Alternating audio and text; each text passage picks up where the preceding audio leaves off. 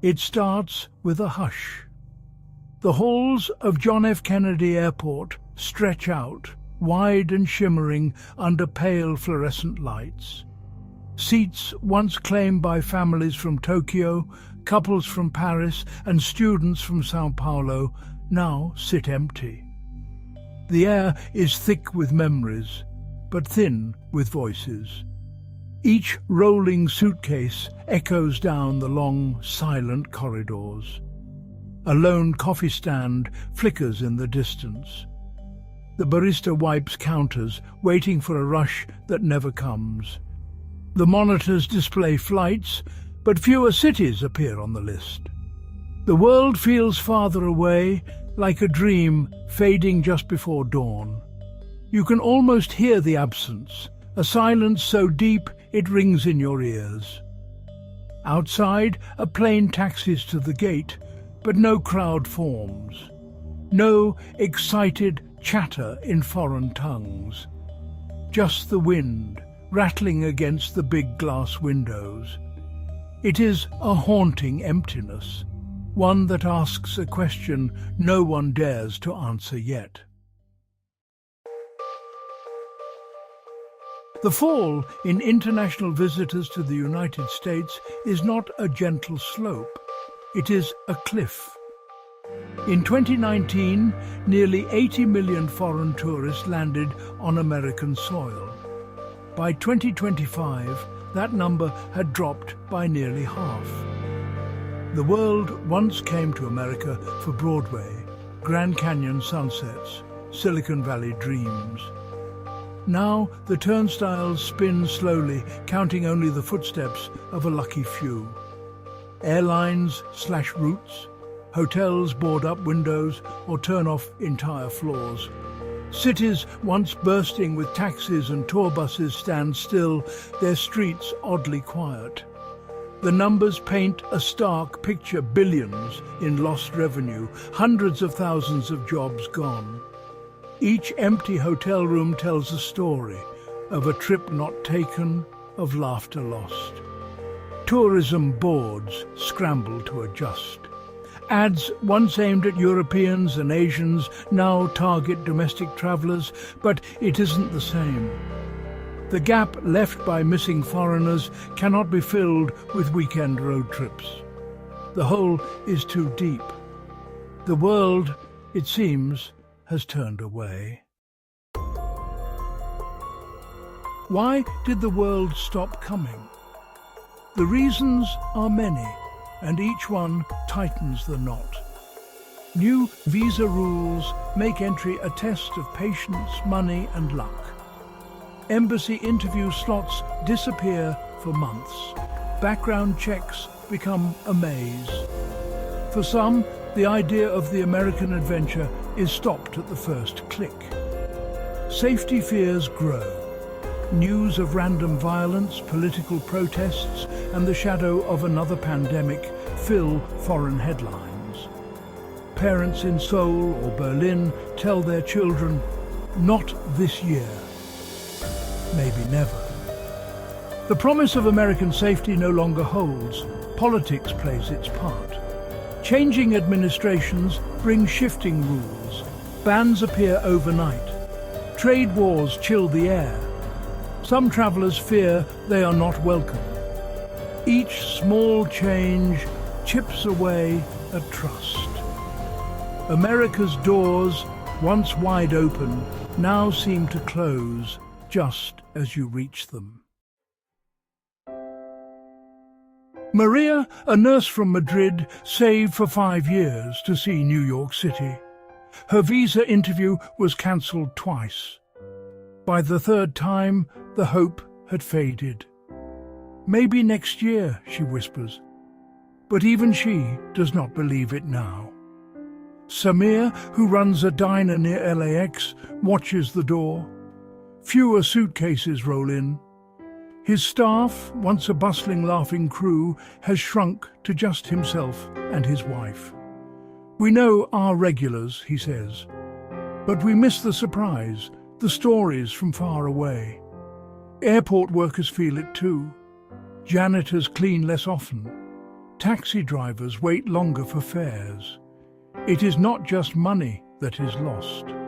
It is the sense of purpose, the pride in welcoming the world. For many, the silence is heavy with grief. Walk through Miami International O'Hare or LAX, and well, you see the change. Security lines are short. Gift shops close early. The once crowded duty-free aisles stand deserted. Announcements in French, Mandarin and Arabic have faded away, replaced by an endless loop in English. Employees stand idle, staring at their phones. The energy is different. No more reunions at the arrivals gate, no clusters of travellers with guidebooks and cameras. Only the hum of cleaning machines breaks the quiet. It feels less like an airport, more like a museum of travel, empty, waiting for guests who may never return. The architecture, built to handle crowds, now looms overhead, cavernous and cold. The very walls seem to ask, where did everyone go? Each echo is a reminder of what is missing. With fewer international visitors, the dominoes start to fall. Hotels in Orlando and Las Vegas cut staff. Museums in Washington, D.C. and San Francisco reduce hours or close exhibits. Artists, performers and guides lose their audiences. Cities feel smaller, dreams shrink. Airlines lay off workers or merge with rivals. Routes to Asia, Europe and South America disappear. Small towns that depended on bus tours close up shop. Tour guides retrain for other jobs. Some never come back. The loss is not just economic, it is cultural. America's tapestry of languages, foods and faces thins out. The country becomes a little more isolated, a little less curious. The sadness is quiet, but it is everywhere. It is not just America that is changing. The world's travelers look to new horizons. Asia rises, Europe rebuilds, South America draws crowds with open arms. Technology helps, but it cannot replace the thrill of new places, the feel of a different land beneath your feet. China and the Gulf states invest in new airports, smoother visa policies and high-speed trains. Travellers discover Istanbul, Singapore and Buenos Aires. The idea of seeing America is no longer the first dream.